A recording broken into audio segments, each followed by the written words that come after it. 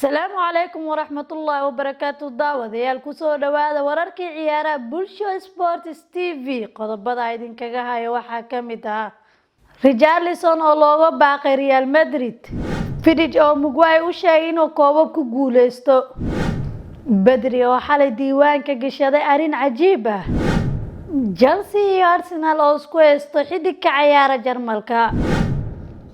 intaasi waxay ahayn qodobadii wararkii ciyaaraha haatan ku soo dhawaada isagoo faahfaahsan Richarlison oo looga baaqay Real Madrid tababaraha cusub Real Madrid ee Carlo Ancelotti ayaa xidhiidh la sameeyay weeraryahanka reer Brazil ee Richarlison oo uu doonayo inuu keeno Santiago Bernabeu xagaagan Ancelotti ayaa bishii June iska casilay Everton waxaana uu dib ugu laabtay Real Madrid oo uu u saxiixay heshiis soconaya ilaa 2024 tababarahan Talyaaniga ah ayaa la xaqiijiyay inuu taleefanka kula hadlay Richarlison oo ku sugan wadanka Brazil oo uu kaga qayb galayo tartanka Koobka Amerika waxa uuna kala hadlay sidii uu imaan lahaa Real Madrid oo ugu balan qaaday in uu ka siinayo qorshe weyn iyo boos joogto ah intii ay sheekeysanayeen waxa uu Ancelotti u muujiyay Richarlison inuu doonayo inay mar dambe midoobaan Richarlison ayaa Everton kaga soo iibsatay Watford sanadkii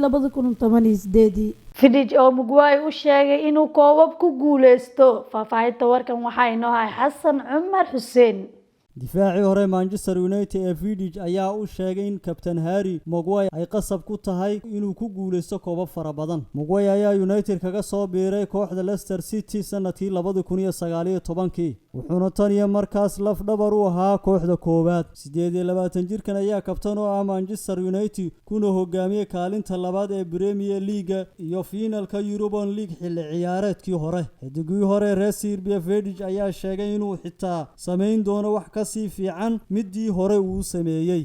Badri oo xalay diiwaanka gashaday arin cajiib ah da'yarka xulka qaranka Spain iyo kooxda Barcelona ee Pedri Gonzalez ayaa soo sameeyay xog cajiib ah kulankii xalay dalkiisu rigoorayaasha kaga hadhay tartanka Euro 2020 markaas oo ay ka hortageen dhigooda Spain ciyaar ka dhacday gegida Wembley Pedri oo kaliya 18 jir ayaa xil ciyaareedkan 65 kulan soo matalay kooxdiisii iyo xulkiisaba isaga oo inta badan kulamadaasi ku soo bilowday arinta cajiibka ee xalay ka dhacday ciyaartii dhaxmartay Loroja iyo Azuri ayaa ahayd inuu Badri soo saxay dhammaan baasaskii 90 daqiiqo ee ciyaarta Badri oo guud ahaan 67 baas dhiibay 120 daqiiqo ee ciyaartaasi socotay ayaa 65 kamid ah saxay isaga oo labada baas ee uu qalday ay yimaadeen waqtigii dheeriga ahaa tababare Luis Enrique ayaa kulanka kadib ammaan kala dul dhacay Badri